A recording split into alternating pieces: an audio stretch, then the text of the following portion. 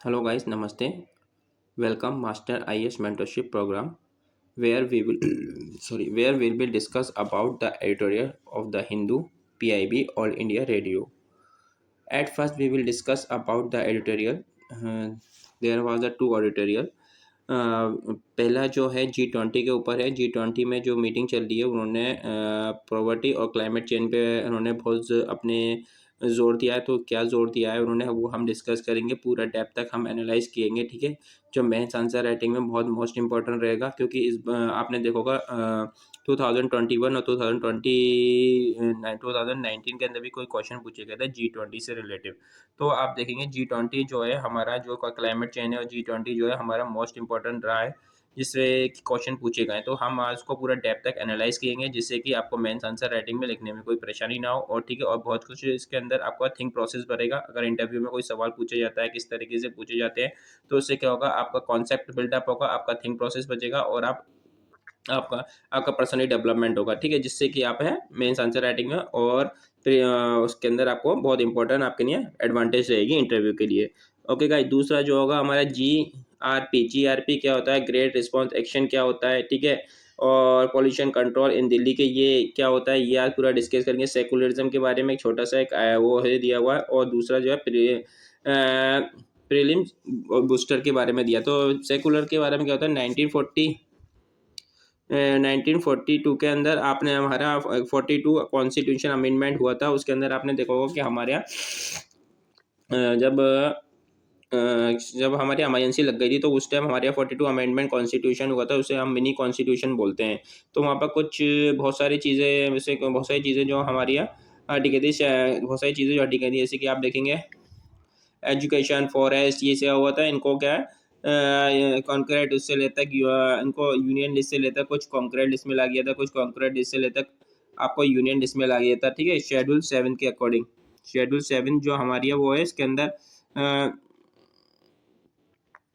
ठीक है, article 40 schedule 7 जो है उसमें हमारे यहाँ तीन लिस्टें आती हैं। एक तो आती है कंकरेंट लिस्ट, दूसरी आती है यूनियन लिस्ट और तीसरी आती है स्टेट लिस्ट।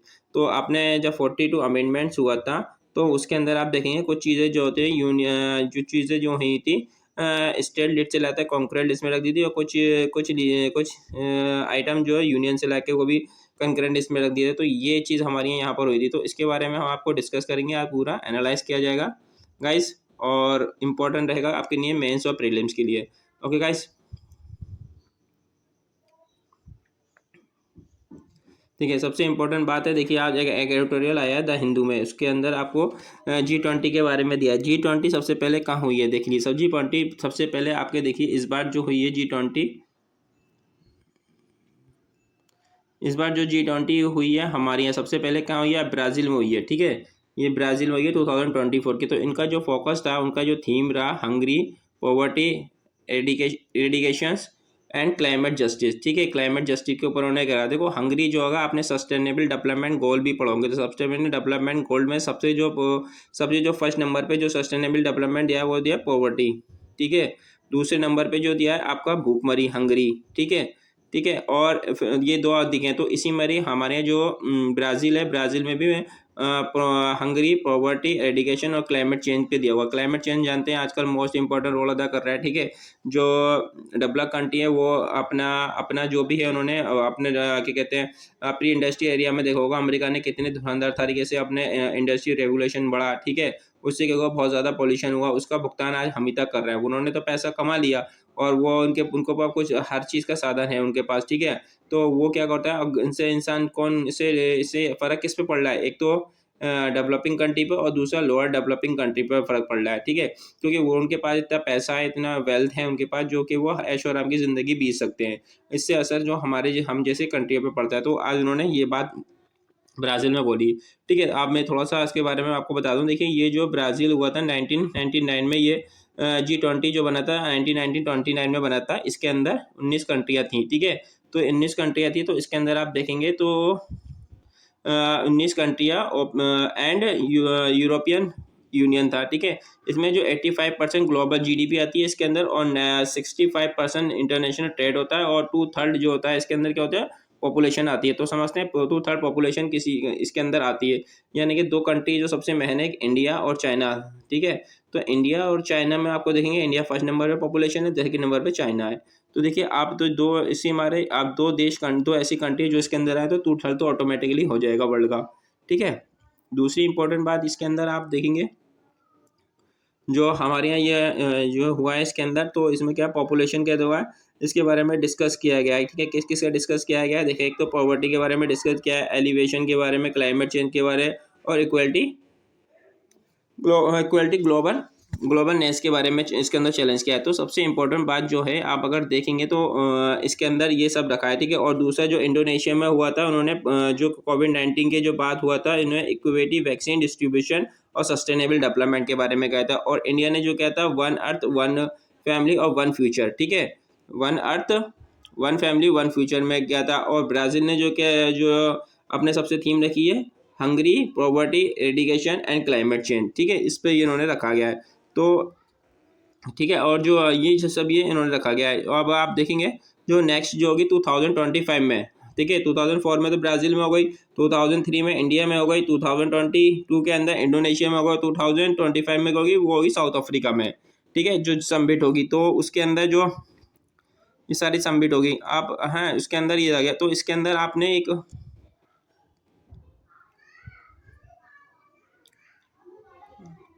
इसके अंदर देखेंगे तो ये जो यहाँ पर ब्राज़ील में हुई है, वहाँ के जो प्रेसिडेंट हैं लालू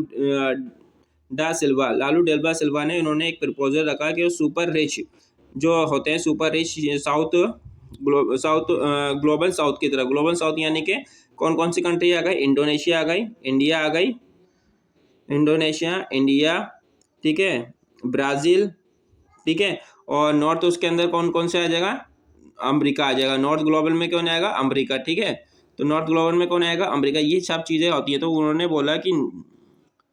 बोला कि जो साउथ ग्लोबल में जो लोग होते हैं, जो रिच होते हैं, वो क्या अगर वो कोई भी एमिशन करते हैं, ठीक है, एमिशन करते हैं वो क्या नहीं, वो अगर क्लाइमेट चेंज को कोई बर्निंग क्लाइमेट चेंज के अंदर, या कहने का मतलब ये कि आप कुछ भी क्लाइमेट चेंज में नुकसान पहुंचाते हैं, या फिर आपको ग्रीन गैस यूज़ नहीं करते हैं, ठीक है।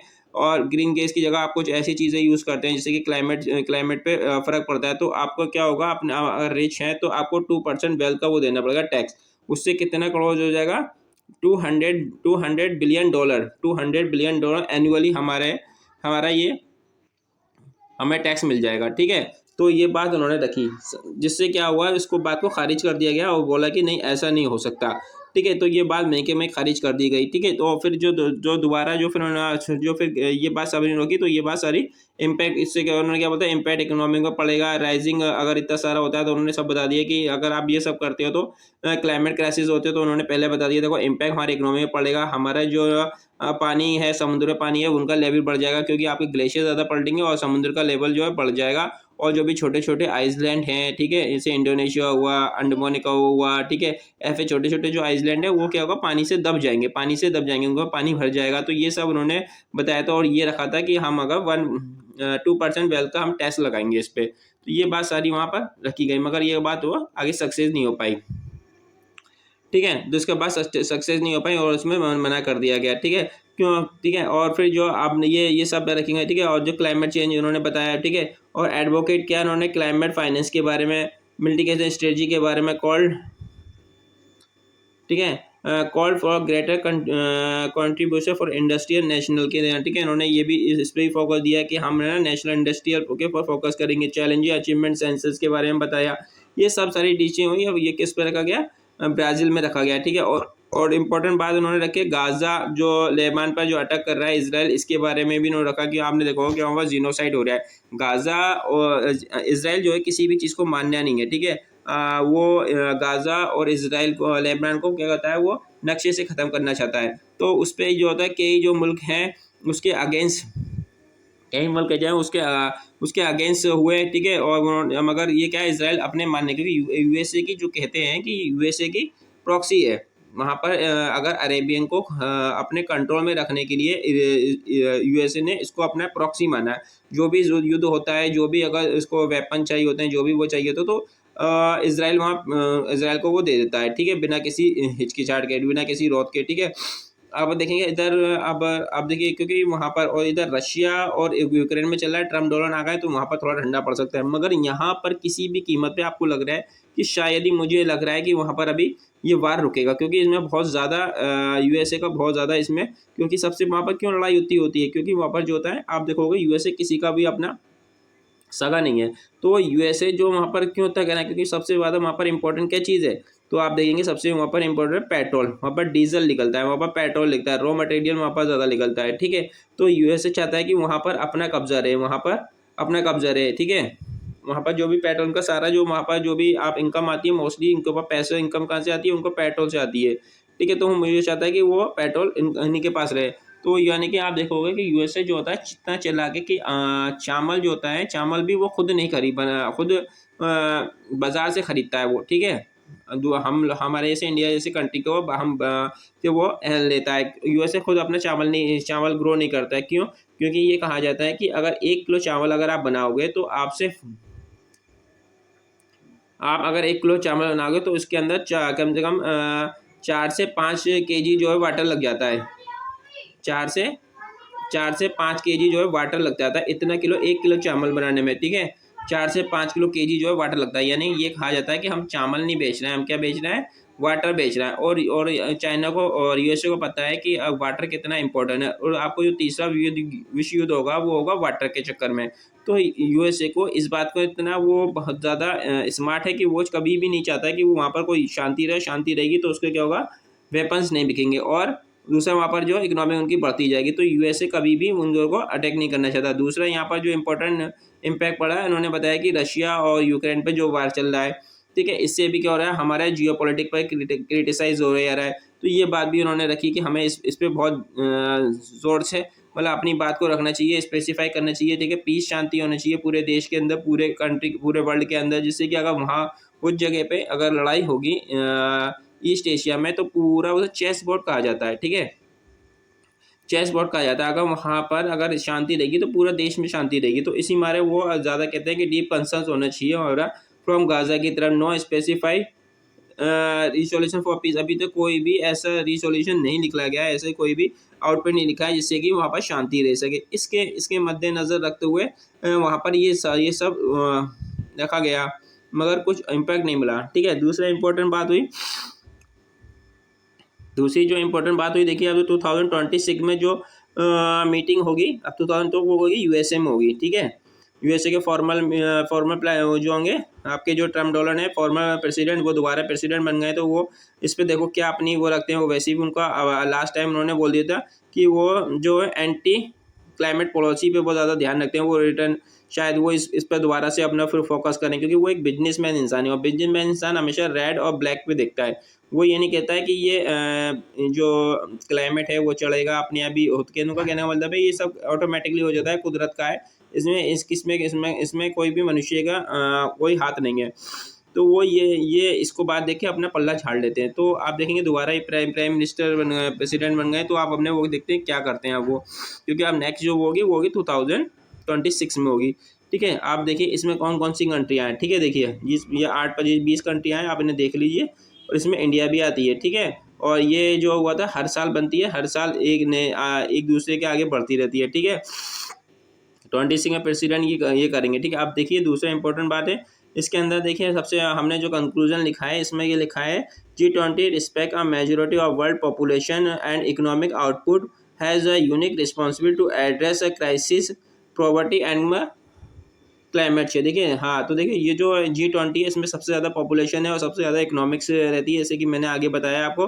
तो हमें सबसे ज़्यादा क्राइसिस किस पे होता है, एक तो प्रॉवर्टी पे, गरीब है, दूसरे क्लाइमेट चेंज पे। ये आप देखेंगे मोस्ट इंपॉर्टेंट जो आज के बर्निंग जो इशू हैं वर्ल्ड के, तो ये 2 चीज़ें हैं। ओके गाइस, देखिए इसमें कितनी कंट्रियाँ हैं, इसमें 20 कंट्रियाँ हैं। देखिए जो मैंने यहाँ पर आपके बारे में लिख दिया, ठीक है। देखिए जो अभी रिसेंटली जो क्वेश्चन पूछा गया है इसमें देखिए हमने कंक्लूजन में क्या लिखा है कि हमारे पास जो कंट्रियाँ हैं उसके अंदर सबसे ज़्यादा पॉपुलेशन, सबसे ज़्यादा इकोनॉमिक है। तो तो ठीक है, हम क्या हम यूनिक रिस्पॉन्सिबल हो सकते हैं फिर एड्रेस करने के लिए, ठीक है।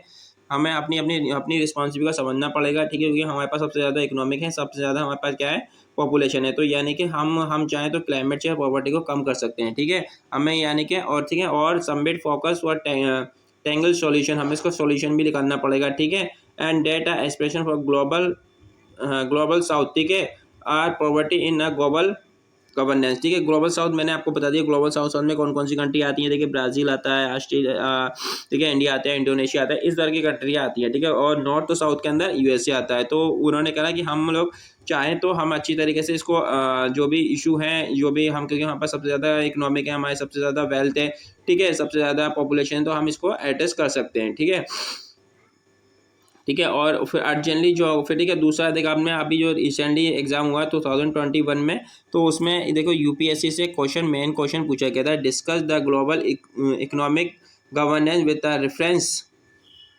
ठीक है, Bretton Woods institute and need the reform, ठीक है। यानी कि आप इसके अंदर जो है मैंने हिंट दिया है कि आप किससे नहीं, ये G20 एडवोकेसी, वहाँ पर G20 के बारे में बताना है, ग्लोबल फाइनेंस के बारे में, इंस्टीट्यूट लाइक है जैसे कि IMF और वर्ल्ड बैंक, इनके बारे में आप इसमें इसमें अपना बता सकते हैं, ठीक है। दूसरा इंपॉर्टेंट है, एक और क्वेश्चन आया था 2019 के अंदर, देखिए इसमें क्लाइमेट चेंज ग्लोबल प्रॉब्लम के बारे में आपको शेयर करना है, ठीक है, इसमें बताना है, ठीक है, कितने अफेक्ट हो रहा है क्लाइमेट चेंज से, ठीक है, हिमालय कोस्टल इंडिया के ऊपर कितना अफेक्ट पड़ रहा है, ठीक है। इसमें आप डिस्कस कर सकते हैं कौन कौन से क्लाइमेट चेंज के बारे में, और इम्पैक्ट डेवलपिंग कंट्री के बारे में, लाइक इंडिया जैसी कंट्री के बारे में आप उसको कर सकते हैं, ठीक है। तो दूसरा इंपॉर्टेंट बात ये, तीसरा इंपॉर्टेंट ये देखिए, इसके अंदर मैंने आपको हिंदी में दे दिया गाइस, कल किसी का बच्चे का आया था तो उन्होंने मेरे से पूछ रहे थे, ठीक है गाइस। आप फिक्र ना करें, आपको हर चीज़ प्रोवाइड कराई जाएगी, बस ईमानदारी से मेहनत करिए, आपको जो भी यहाँ पर प्रोवाइड कराया जाएगा उनको 100% वो एग्जाम से ओरिएंटेड होंगे, बस आपको क्या करना है, उसको रिवीजन करना है, ठीक है, ठीक है गाइस। आप अगर इधर जाएंगे या उधर जाएंगे या उसके पास वो भी नोट्स मिलेंगे, इससे क्या होता है गाइस,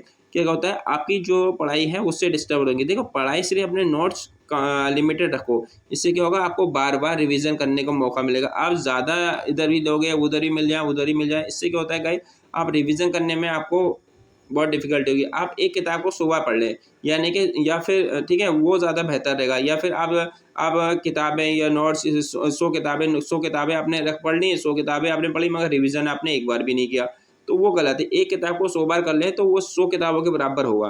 तो गाइज ये चीज़ मैंने बहुत ज़्यादा इंपॉर्टेंट रहे, हमारी टीम ने जिसको बनाया, तो गाइज आप इसको इंपॉर्टेंट तरीके से इसको समझिए, ठीक है। दूसरा इंपॉर्टेंट है इसके अंदर, आप देखो एक ये वर्ड आया यहाँ पर, एक PIL डाली गई थी, ठीक है, PIL, ठीक है, PIL डाली गई। वहाँ पर जो हमारे जो जस्टिस है, चीफ जस्टिस ऑफ इंडिया, तो उन्होंने ये बोला कि, हाँ, वहाँ पर ये बोला कि ये जो हमारे सेकुलर जो 19 जो हमारे यहाँ 1942 के अंदर सेकंड अमेंडमेंट हुआ था, तो उसे मिनी कॉन्स्टिट्यूशन कहा जाता है। तो वहाँ पर बोला गया जो सेकंड मिनी इसके अंदर है सेकुलर, ठीक है, सेकुलर सेकुलर सोशलिज्म और इंटीग्रेटिव, ये 4 वर्ड जोड़े गए थे। तो ये 3 वर्ड जोड़े गए थे, सेकुलर, सोशलिस्ट और इंटीग्रेटिव। तो ये 3 वर्ड, तो बोला जा रहा है कि इसमें तो ये वर्ड हटा दिया जाए, क्योंकि ये इमरजेंसी के टाइम पे बोले थे और इमरजेंसी के टाइम पे ये फोर्सफुली लगाए गए थे।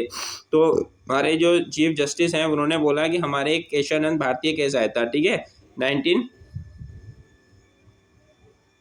1976 में केशवानंद भारतीय केस आया था, ठीक है। तो उसमें बोला गया था कि हमें कि क्या चीज़ हटानी है, क्या चीज़ नहीं हटानी है, ये हम डिसाइड करेंगे। और ये हम उसमें कैसे पता लगेगा, वो उन्होंने कहा था हम बताएंगे इसमें कौन सा चीज़ हटानी है, कौन सी चीज़ नहीं हटानी है, कौन सा बेसिक स्ट्रक्चर है।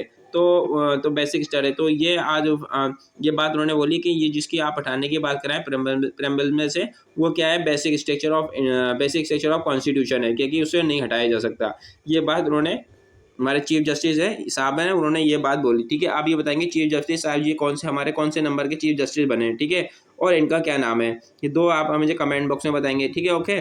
दूसरा ये देखिए, जिसकी मैं बात कर रहा है, GRPA, क्या है GRPA, क्या होता है, उसके बारे में बताएगा। देखो, GRPA जो होता है ग्रेट रिस्पांस एक्शन प्लान है एंड पॉल्यूशन कंट्रोल इन दिल्ली, ठीक है। ये बनाई गई थी इमरजेंसी मेजर करने के लिए दिल्ली के अंदर, ठीक है। इसको इम्प्लीमेंट किया 2017 के अंदर इम्प्लीमेंट किया, ठीक है, किसके द्वारा, इन्वायरमेंट पॉपुलेशन, ठीक है, अथॉरिटी के बारे में, ठीक है, अथॉरिटी के बारे में इसे किया गया, ठीक है। अब जो रिप्लेस हो गई कमीशन ऑफ एयर क्वालिटी के, ठीक है, यानी कि CAQ उसको अब नाम दे दिया गया। तो उन्होंने ये क्या उसके आधार पर ये इमरजेंसी के बनाई गई। और इसके बारे में ये बोला गया कि देखो इसमें 4 अपने टाइप दिए हैं, 4 स्ट्रक्चर दिए हैं। तो ये बताया गया तो 201 से लेकर 300 के बाद आपको मॉडरेट टू पुअर है, ठीक है, यानी कि मॉडरेट टू पुअर है, ठीक है। इसे इधर से जा सकती है, ठीक है। 300 से लेते हैं 400 के समझ लो आप वेरी पुअर है, क्वालिटी एयर क्वालिटी इंडेक्स, ठीक है। अगर देखा जाए थर्ड नंबर पे जाएगा एयर क्वालिटी इंडेक्स में 401 से लेता 401 से लेता 450 तक सीवियर है, ठीक है। और अगर फोर्थ वाला देखेंगे तो इसमें बताया अगर 450 से ऊपर जाए तो आप सीवियर प्लस इमरजेंसी लगा सकते हैं, हेल्थ इमरजेंसी इतना, यानी कि आप देखोगे तो ये दिल्ली के अंदर ये 450 जो है प्लस कर चुका है कितनी बार। तो इतने इतने मजे तो सुप्रीम कोर्ट ने आज उनसे पूछा ये हमने ये बनाई थी किस लिए बनाई थी, 2017 में हमने इम्प्लीमेंट करी थी, आज हम इतनी इतनी इतनी हरी दिशा हो गई है कि आज हमें स्कूल कॉलेज बंद करने पड़ रहा है, ठीक है। हमारे यहाँ बच्चे जो है सर्वाइव नहीं कर पा रहे हैं, हमारे स्कूल कॉलेज बंद हो गए, ठीक है। बच्चों से लेता बूढ़े तक, बूढ़े से लेता जवान तक क्या हो गया, आज आप देखोगे सब क्या एयर के बारे में वो हो जा रहा है, ठीक है। एयर पोल्यूशन हमारा बहुत ज़्यादा ख़राब हो गया है, ठीक है। और कौन से हमारा ये फंडामेंटल राइट है, फंडामेंटल राइट कौन सा है, 21 हमारा ये फंडामेंटल राइट है, ठीक है, जो आपने पढ़ा होगा राइट टू लाइफ, ठीक है, जो आर्टिकल 21 में आता है, ये हमारा फंडामेंटल राइट है। तो इसके आधार पर सुप्रीम कोर्ट ने कहा कॉन्स्टिट्यूशन क्या रही, देखिए ये बताया जो सुप्रीम कोर्ट ने बताया कि जो देखिए जो जी ग्रुप जो था GPR4 जो था वो क्या होगा इम्प्रूवमेंट हुआ है, सेकंड नंबर पे आ गया, ठीक है, वो 400 से कम हो गया है। तो ये बात उन्होंने बोली, ठीक है। GRPF स्पेसिफाइक पॉइंट करा, उन्होंने क्या बताया इतना हो कैसे गया। तो उन्होंने बताया कि दिल्ली के पास जो एरिया है, जो यहाँ लिखा हुआ मैं समझा दे रहा हूँ, दिल्ली के पास जो बॉर्डर जो एरिया है, जैसे कि दिल्ली है उसके इसके पास जो बॉर्डर एरिया है इधर उधर से, हरियाणा से, पंजाब से, ठीक है, यूपी से, ठीक है, यहाँ से क्या होता है ये तो पोल्यूशन तो होता ही होता है, पोल्यूशन इतना नहीं होता है। यहाँ से जो होती है ये आती है, कहते हैं गाड़ियाँ आती हैं, ट्रक आते हैं, बड़े भारी ट्रक आते हैं, ठीक है, यहाँ आते चेक पॉइंट से भरा आते हैं, उनके क्या होता है पॉल्यूशन ज़्यादा होता है, ठीक है। उससे पॉल्यूशन से क्या होता है हमारी सिटी के अंदर हमारी जो दिल्ली है वहाँ से बहुत ज़्यादा पॉल्यूशन होता है। तो इसके आधार पर वहाँ से ज़्यादा पॉल्यूशन होता है, इस आधार पर ये पॉल्यूशन बढ़ रहा है। तो जब इसमें इन्होंने क्या एक्शन क्या ले रहे हो, आपने ये बता दिया, तो एक्शन लेने की इन्होंने बात बताई कि हमने क्या CCTV फुटेज में 13 मेजर पॉइंट बनाए गए, ठीक है, 18 नवंबर से, ठीक है। वहाँ पर चेक करने की बात कही गई कि अगर आपको यहाँ अगर एंट्री मारनी है तो आपको अगर एंट्री मारनी है तो आपको ये जो है आपका पॉल्यूशन चेक कराया जाएगा, ठीक है, आपका पॉल्यूशन चेक कराया जाएगा। अगर नहीं, अगर इतना हुआ तो एंट्री मानी जाएगी, अदरवाइज आपको नो एंट्री दी जाएगी। तो ये बात वहाँ पर रखी गई है। इससे क्या होगा देश के अंदर जो हमारे जो पॉल्यूशन हो रहा है वो कम होगा, ठीक है। गाइस अगर देखिए इतना पॉल्यूशन हो रहा है तो ठीक है, ऐसा तो नहीं है सिर्फ जो किसान भाई हैं जो है हमारे वही चला रहा है, इससे तो अकेला इतना तो नहीं हो सकता ना कि आप वहाँ पर सांस तक लेने में दिक्कत आ रही है, तो अकेला आप किसी फार्मर को या किसी किसान भाई को नहीं कर सकते, ठीक है। बेचारों की उनकी भी गलती नहीं है, ठीक है, वो देखो खेती करते हैं, खेती से जो पट बचती है तो वो बचाएं क्या, अगर गवर्नमेंट को उस पर कुछ ध्यान देना चाहिए, गवर्नमेंट उसको कुछ रखना चाहिए, ठीक है। और उस पर थोड़ा सा अगर कोई भी इंसान नहीं चाहता है कि मेरे देश में या मेरे उसमें डिस्ट्रिक्ट में इस तरीके से कोई पॉल्यूशन हो, तो ठीक है, गवर्नमेंट को उस पर ध्यान देना चाहिए इस पर, और ठीक से अगर कोई स्कीम बनाई भी गई है तो उस पर ठीक से लागू होना चाहिए। तो ये सब हमारी जो है हमारी कमियां रही हैं, तो इसी मारे इतना पॉल्यूशन हो रहा है, ठीक है, आप बता सकते हैं, ठीक है। फील्ड इन्वेस्टिगेटर बनाया गया है, ठीक है, 13 यंग एडवोकेट की है, ठीक है, जो कमीशन एडवोकेट है, उन्होंने कहा कि इस पे एवरी पॉइंट पे आप ताने तो देख के आओ, ठीक है। इससे क्या होता है आपको आसानी रहेगी कि हमें क्या करना है, ठीक है। बॉर्डर कंटेक्स में क्या बनाया है, सुप्रीम कोर्ट ने बोला है कि critical enrol government and agency to address air pollution, ठीक है। ये जो बनाई गई हैं आपको हाथ पे हाथ धर के ना बैठें, इस पर ध्यान रखें, इसमें मॉनिटरिंग करें, अकाउंटेबल हो, पब्लिक कोऑपरेटिव हो, तो ये सब आप क्या है इस पर करें, ठीक है। ये गवर्नमेंट ने इस पर अपनी बात रखी है। दूसरा इंपॉर्टेंट बात रखी है, देखो वे फॉरवर्ड में आप क्या रख सकते हैं, हम AI कैमरा हम रख सकते हैं, रियल टाइम मॉनिटरिंग कर सकते हैं, ठीक है। स्ट्रिक्ट पैनल एक्शन ले सकते हैं, नॉन कंप्लेंट एंट्री पॉइंट पे जहाँ एंट्री नहीं हो रही है वहाँ पर इस तरह के जहाँ पर हमें वहाँ पर बहुत ज़्यादा कर रहा है एक्शन ले, ठीक है, और लोगों को अवेयरनेस करें, ठीक है। लॉन्ग टर्म मेजर हम रखें, क्लियर फ्यूल रखें, ठीक है, और जो बर्निंग हो रही है उसको हम अपना रोकें, ठीक है। इस तरीके से हम अगर रखेंगे तो हमारे देश में क्या होगा, किसी भी प्रकार का पॉल्यूशन नहीं होगा, ठीक है। ये बात हमने वहाँ रखी है। दूसरा है देखिए, अब जो है ईरान दोबारा से अपना जो है यूरेनियम इंक्रीज कर रहा है, ठीक है। यूरेनियम इंक्रीज बोला है। तो ये बात किन्होंने बोली, P5+1 ने बोली। P5+1 तो थी China, France, Russia, United kingdom, USA, German है, ठीक है। ठीक है, और 5 में तो ये होगा, +1 में क्या आ गया, जर्मनी आ गया। तो ये P5+1 है, जिसमें उन्होंने बोला कि ईरान जो है अपना जो है एक डील हुई थी, उसका नाम था इंटरनेशनल एटॉमिक एनर्जी एजेंसी, जो मॉनिटरिंग करती है न्यूक्लियर एक्टिविटी को, ठीक है, पूरे वर्ल्ड के अंदर, ठीक है। तो ईरान को जो होता है, जो न्यूक्लियर जो प्रोग्राम है वो इनहेच कर रहा है, ठीक है। इससे जो ये काम जो यूएसए जो है उससे विड्रॉ भी हो गया था 2018 में अंदर। उसका असलियत में नाम क्या है, जॉइंट कॉम्प्रिहेंसिव प्लान एक्शन। ये देखिए कौन सा है, जॉइंट कॉम्प्रिहेंसिव प्लान एक्शन 2018 में यूएसए इस जो डील थी, मान लीजिए ये प्रोग्राम था, इससे ये बाहर निकल गया था। बोला था कि यूएसए ने बोला था कि ईरान इसको फॉलो नहीं कर रहा है। बाकी जो कंट्री हैं उन्होंने कहा भी था कि ईरान जो कर रहा है वो फॉलो कर रहा है, मगर उन्होंने नहीं मानी। अब क्या कर रहा है ईरान, जो भी आप देखोगे, इसराइल और ईरान का बहुत ज़बरदस्त युद्ध चल रहा है, ठीक है। इसराइल जो है, आपने देखा होगा, इसराइल जो है यूएसए का प्रॉक्सी है। तो इसराइल के पास जो है माना जाता है वो न्यूक्लियर पावर नहीं है, ठीक है, मगर ईरान के पास है, और ईरान और अपने आप को इनरिच कर रहा है, ठीक है। ईरान अपने आप को इनरिच कर रहा है, ठीक है। इससे क्या होता है कि जो ये इंटरनेशनल एटॉमिक एनर्जी जो एजेंसी है, वो इस चीज़ को उन्होंने निगाह रखनी और ये पता लगाया कि वो अपने जो इनरिचमेंट कर रहा है, ठीक है, इनरिचमेंट कर रहा है, ठीक है। इससे क्या हुआ, उन्होंने वहाँ पर एक, ठीक है, देखो एक प्रपोजल रखा गया है, उसमें क्या हुआ, 35 स्टेट और एआई मीटिंग, एआई जो मीटिंग है उन्होंने बोर्ड मीटिंग बुलाई, उसमें 35 स्टेट आए, 35 नेशनल आए, ठीक है। किसके द्वारा बुलाई गई, USA, UK, France and German के द्वारा एक प्रपोज मीटिंग करी गई, ठीक है।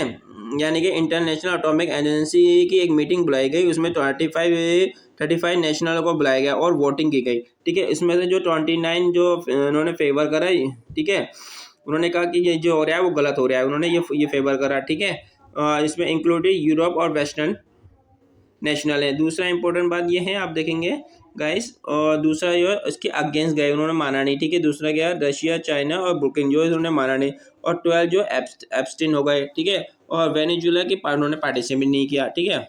ये रहा। अब ईरान का क्या रिस्पॉन्स रहा है, ईरान ने जो कहा है कि वो जो है एडवांस कर रहा है सेंट्रीफ्यूज, ठीक है, सेंट्रीफ्यूज एक्सपांड करा है, कि उन्होंने कहा है कि हम जो है ईरान की जो उन्होंने अनाउंसमेंट किया है, Iran will be deploy new and advance centrifuge for uranium enrichment. Uranium enrichment के लिए वो एडवांस सेंट्रीफ्यूज का जो है बढ़ा रहा है, ठीक है। या सेंट्रीफ्यूज इनरिचमेंट कॉन्सेंट यूरियम 235 जो होता है, 235 होता है, उसको क्या कर रहा है, वो इसको फ्यूजन आइसोटॉप होता है, फ्यूजन आइसोटॉप रिक्वायर्ड होती है फॉर न्यूक्लियर एनर्जी और वेपन्स के लिए, यानी कि यूरियम 225 होता है जो फ्यूजन करते हैं, ठीक है। आपने पढ़ा होगा केमिस्ट्री में, ठीक है, क्लास 9th के अंदर या 12th के अंदर भी, ठीक है। तो वहाँ पर क्या होता है, फ्यूजन को डिस्ट्रीब्यूट करते हैं, यहाँ पर सेंट्रीफ्यूज होता है, उसको हम रख देंगे, यूरियम का जो फ्यूजन बढ़ेगा, फ्यूजन जो बढ़ेगा उससे क्या होगा, आप न्यूक्लियर एनर्जी आपकी न्यूक्लियर एनर्जी के लिए वो क्या होता है, बहुत ज़्यादा लाभदायक होता है, और न्यूक्लियर पावर बनाने के लिए, न्यूक्लियर वेपन बनाने के लिए ये क्या था, बहुत ज़्यादा इंपॉर्टेंट होता है। तो हाँ, ये क्या है, ईरान जो है इसका जो है फ्यूज़न कर रहा है, ठीक है। ईरान का क्या स्टेटमेंट है, ईरान ने बोला कि वो इंक्रीजमेंट करेगा यूरेनियम को लेवल पे, ठीक है।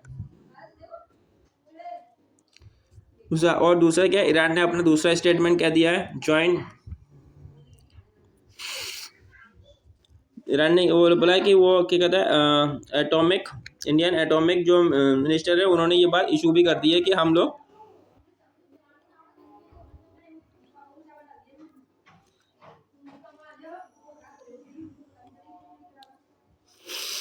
हाँ, देखिए दूसरा क्या क्रिटिकली व्यू क्या रहा, क्रिटिकली व्यू ये रहा कि देखेंगे वेस्टर्न जो एशियन है वो फेयर है, इंडियन न्यूक्लियर एडवांस है, अगर उसके पास आ जाएगा, ये डेवलप हो जाएगा न्यूक्लियर वेपन, तो उससे वो डरे हुए हैं।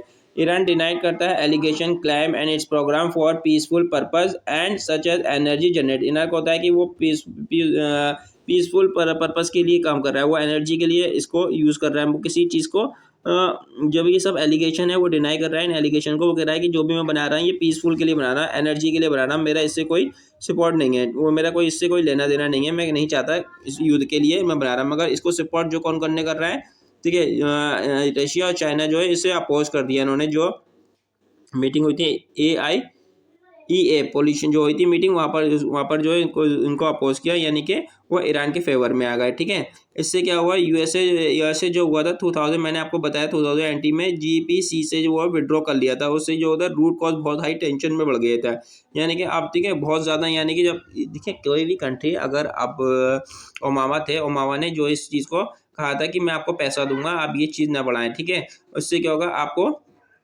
बहुत ज़्यादा परेशानी हो जाएंगी। ठीक है। आप अपने जो भी आपकी आपकी आपकी ज़रूरत की चीज़ें आप उस पर ध्यान दें। ठीक है। आप अपनी एम्प्लॉयमेंट पे ध्यान दें, आप अपने एनर्जी पे ध्यान दें, आप अपने इंफ्रास्ट्रक्चर पे ध्यान दें। आप इस चीज़ पे नहीं है, मैं इस पे दूंगा। तो ये बात हो गई। जैसे ही ट्रम्प डॉलर आए 2018 के अंदर, वो इस चीज़ से बिना बताए हुए बाहर निकल गए थे।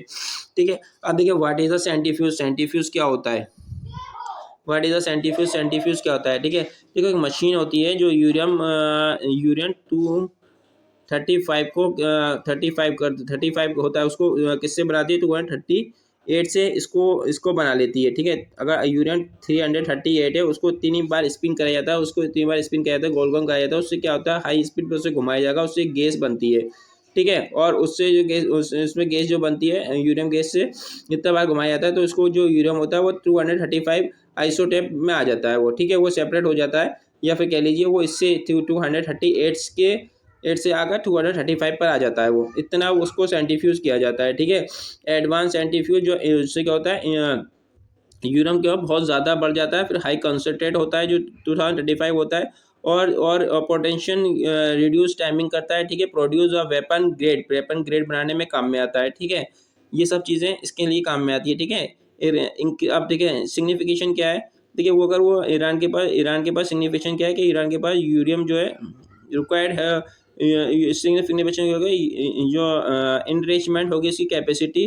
ठीक है। Bring closer to uranium purity. इससे क्या होगा ये यूरियम की जो प्योरिटी 90% जो है कम हो जाएगी, और 90% तक जो वहाँ तक पहुँच जाएंगे। यानी कि आप देखेंगे अगर इससे चलाने से क्या होगा, वो जो उनको 90% जो है यूरियम प्योर मिलेगा, और वो न्यूक्लियर वेपन के लिए बहुत ईजी रहता है। ये सब इसीलिए इसीलिए वो सेंट्रीफ्यूज कर रहा है। दूसरी इंपॉर्टेंट बात है, यूएनसी पे और इंटरनेशनल सैंक्शन जो इस पे लगे हुए हैं। ठीक है। ईरान को ब्लैक लिस्ट में डाला गया है। ठीक है। यानी कि इससे जो भी आप सामान खरीदते हो या लेते हो, तो आपके ऊपर कास्टा लग जाता है। ठीक है। ठीक है। मगर ठीक है। और ये अगर आपने देखोगे, हमारे जो इंडिया कंट्री है, इंडिया के ऊपर वहाँ पर एक चावर पोर्ट बन रहा था। चावर पोर्ट पे भी हाँ यूएसए ने मना कर दिया था कि आप वहाँ मत नहीं बनाओगे। तो कुछ वक्त के लिए हमने भी ईरान से अपना तेल वेल खरीदना बंद कर दिया था। ठीक है। तो आज फिर हमारे थोड़े से नॉर्मल हुए हैं उसके जाने के बाद, ट्रम्प डॉलर के जाने के बाद, तो फिर ट्रम्प डॉलर आ गए। तो इससे क्या होगा, इनडायरेक्ट और डायरेक्टली हमारे कंट्री पे भी इस पर असर पड़ेगा। ठीक है। अब अगर आप देखेंगे मिडिल ईस्ट डायनेमिक में क्या चल रहा है। ठीक है। तो इसराइल और गल्फ नेशनल जो है, वो ईरान न्यूक्लियर एक्टिविटी पर डायरेक्ट थ्रेट कर रहा है। ठीक है। Increasing regional stability and are profession. ठीक है। वो अपनी जो रीजनल स्टेबिलिटी है उसे बढ़ा रहा है। यानी कि वहाँ पर अगर आप देखेंगे, इसराइल जो है ईरान को इनडायरेक्ट और डायरेक्टली क्या परेशान करने में लगा रहता है। ठीक है। वहाँ पर भी जितने जो पड़ोसी मुल्क हैं, उसके लेबान हुआ, ठीक है, और फिलिप्सीन हुआ, ठीक है, ये जो है उनको डायरेक्ट और इनडायरेक्टली वो उनको अटैक करने में लगा रहता है। तो इससे क्या होता है, ईरान जो है अपनी न्यूक्लियर पावर को इंक्रीजमेंट कर रहा है। ठीक है। भाई अपनी ज़िंदगी बचाने के लिए कोई तो कुछ करेगा ना। तो वो अपने आप को आगे बढ़ाने की कोशिश कर रहा है, जिससे क्या होगा, हमारे आने फ्यूचर में अगर कोई भी अटैक होता है तो उसका मुंह तोड़ जवाब दे सकें। ठीक है। अब देखिए हमने वे फॉरवर्ड में क्या लिखा है। वे फॉरवर्ड में क्या लिखा है कि increase the transparency, resume a complaint with the EAI जो हमने बताई, and standard cool off easy tension. ठीक है। अगर जो भी AI में जो भी इसको जो है रिज्यूम कर दिया जाए, इनकी जो कंप्लेंट है उनको रोक दिया जाए। ठीक है। और जो है डिप्लोमेटिक इंगेजमेंट हो। ठीक है। और रदर देन सेंशन के अलावा जो भी उनको जो भी कंस्ट्रक्शन आउटपुट लिख ले। कहने का मतलब ये है कि देखिए वहाँ पर अगर आप ईरान को अलग थलग छोड़ दोगे, तो ईरान भाई ऐसा काम करेगा। ठीक है। तो हम उससे क्या है, डिप्लोमेटिक इंगेजमेंट बढ़ाएं। ठीक है। उसकी परेशानी समझें, अपने भी बताएं। ठीक है। देखो जो डिप्लोमेट होते हैं ना, वो अगर आप एक हाथ से ताली नहीं बजेगी। आप किसी इंसान को अगर आप कैरेट और हंटर वाली चाल तो चल सकते हो आप। ठीक है। अब आगे कैरेट दिखा दो, पीछे हंटर दिखा दो, तो वो तो बढ़ जाएगा। आप सोच रहे हो किसी इंसान को मैं बिना सिर्फ मैं हंटर के जोर पे मैं लगवा लूँ, तो वो नहीं हो पाएगा, क्योंकि हर इंसान हर देश अपने अंदर इंडिपेंडेंट है। तो ये बात तो अगर वही कहने का मतलब है कि आप डिप्लोमेटिक एंगेजमेंट जरूर करें उनसे और सैंक्शन के पास ज़्यादा ध्यान ना दें, ठीक है। मिलिट्री पावर जो थी वो एड्रेस करें, नो जो देखिए स्टैंडिंग करें मल्टीलेटरल एग्रीमेंट, जैसे लाइक आज ये अभी जो हुआ था, ठीक है, इसको एड्रेस करें। फिर नॉन न्यूक्लियर फिर चैलेंजिंग करें, ये सब जो है गवर्नमेंट वहाँ रखे, ठीक है। नॉन प्रॉफिटेबल चैलेंजेस जो न्यूक्लियर हुए थे, कहने का मतलब है जो आप पहले जो मामा ने वो मीटिंग करी थी, जो एग्रीमेंट हुआ था उसको आप दोबारा फॉलो करें और उस पर फोकस करें। तो ये बात तो समझ में आती है, ठीक है। देखिए 2018 में भी एक क्वेश्चन पूछा गया था, discuss the international institute prominent peace and security context for nucleus and non proliferation, ठीक है। यानी कि जो ये मैंने एक रेलिवेंस भी बताया कि हमें किस पे ध्यान दे रहा है, मॉनिटरिंग करना चाह रहा है, इस पे हम ध्यान दे सकते हैं। यानी कि आप इस पे क्वेश्चन लिखिएगा, 2023 में ये क्वेश्चन पूछा गया है, ठीक है। ओके गाइज, दूसरा क्वेश्चन यहाँ पर पूछा गया है कि हाउ डू न्यूक्लियर एडवांटेज, ठीक है, इम्पैक्ट ग्लोबल, न्यूक्लियर एडवांटेज के ग्लोबल पे कितना असर कर रहा है, ये बात बताइए। और दूसरा एनालाइज करना है न्यूक्लियर ईरान न्यूक्लियर प्रोग्राम, ठीक है।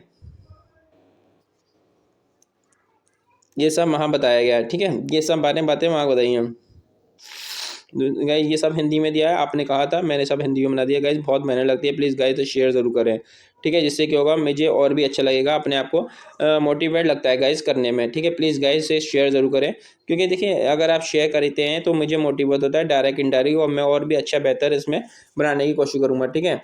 तो गाइज आप और भी हमारा ये हमारी अगर कोई भी आपको प्रॉब्लम हो रही है, कोई भी आपको जिज्ञासा है, तो गाइस नीचे जो आप यूट्यूब में आप अपनी लिख सकते हैं, ठीक है, जो भी आपको इशू हो रहा है, ठीक है गाइस। ये आपके लिए बहुत इंपॉर्टेंट रहेगा।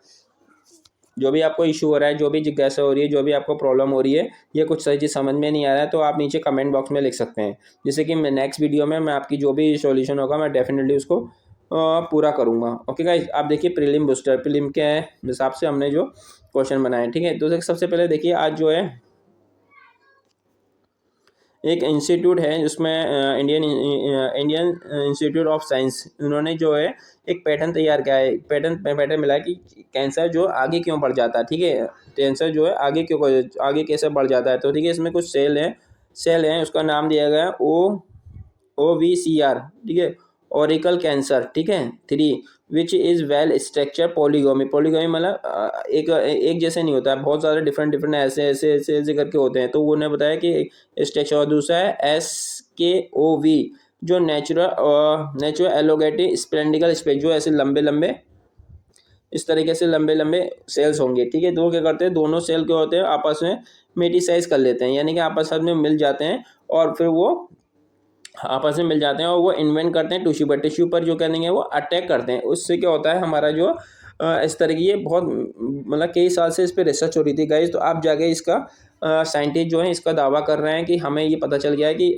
कैंसर कैसे आगे बढ़ता है। तो 2 टिश्यू का नाम बताया है, दो, जिससे कि आप देख लेते हैं OCKR3 और SKOV, ये नाम बताया गाइज। आप इसको ध्यान रखिए, ये प्रीलिम में आपसे पूछा जा सकता है ये क्या चीज़ है और किस चीज़ में काम आ सकती है, ठीक है, ये पूछा जा सकता है ये क्या चीज़ है, तो आप बता सकते हैं ये सेल्स हैं, ठीक है, कैंसर सेल्स हैं, ये आप बता सकते हैं। दूसरा है गाइस, हमारे यहाँ जो हरियाणा में इंडिया का फर्स्ट कॉन्स्टिट्यूशन म्यूजियम बना है हरियाणा में सोनीपत में, ठीक है, 23 नवंबर को, ठीक है।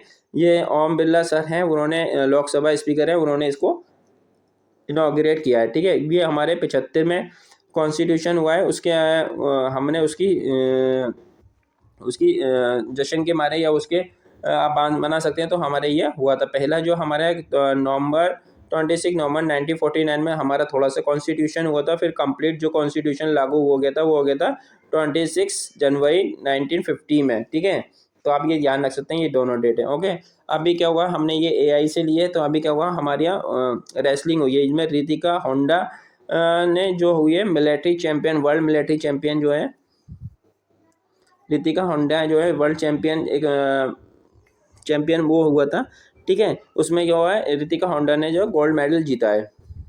अब ये कहाँ पर हुआ था गाइस, तो हम ये आपको बता देते हैं, आर्मीनिया में हुआ था, ठीक है, कल हुआ है ये आर्मीनिया में, ठीक है।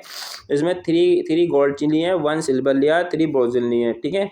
ये इंडिया की सबसे अच्छी वो रही है। तो गाइज ये सवाल आपसे पूछा जाता है, इसमें पहला है ऋतिका होंडा जो वुमेन में 65 कैटेगरी की है। ज्योति सिंह है, उन्होंने 55 कैटेगरी में लिखा है। हुए जयदीप जो मैन मैन में लिया है उन्होंने 74 के अंदर, ये हमें गोल्ड मिले हैं, ठीक है। सिल्वर सूबेदार शवाग बेग ने लिया है, ठीक है, उन्होंने लिया है 75 में, ठीक है। ब्रॉन्ज यानी कि सिल्वर जो हमें मिले हैं वो फीमेल में, और जो भी हमें मेल में मिले हैं, ठीक है। इसमें एक शुभम जो है 65 में, दूसरा चंद्रमोहन को, इनको हमें यहाँ पर मेडल मिला है। ये 3-4 मेडल हमें यहाँ मिले गाइस। आप ये चीज़ बहुत आप प्रीलिम्स के लिए भी हो गए, आपके मेंस के लिए। देखो भाई इसको एक बार आप रिवीजन कर लिएगा, ठीक है। और कल जब क्लास होए ना, अगर आप पढ़ रहे तो उससे 10 मिनट पहले, कल मैं आ जाता हूँ तो 10 मिनट पहले आप इसको दोबारा से कर सकते हैं गाइस, रिवीजन कर सकते हैं। और इसको अगर 2-3 बार देखेंगे, और मैंने इसको प्रीलिम्स के भी आपके क्वेश्चन दिए, मेंस के लिए आपके लिखने को दिए हैं गाइस, ये देख लिया, हिंदी में भी दिए हैं और इंग्लिश में भी दिए हैं गाइस।